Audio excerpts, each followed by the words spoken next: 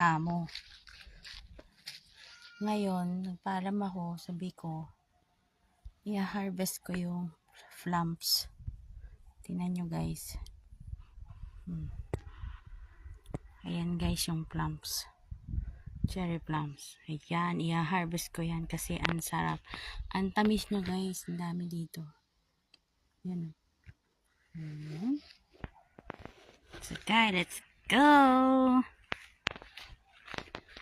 Harvest the plums. Tingnan yan guys. Kaya rin lang ako dito. At dito nga pala ito yung lugar ng Tagaytay. Charot! Hindi, nasa Probita ako. Ibig sabihin ng Probita, alam ko province eh. Probinsya. Pero ito yung bahay ng amo ko. Yan, ang dami niyan guys. Ito pang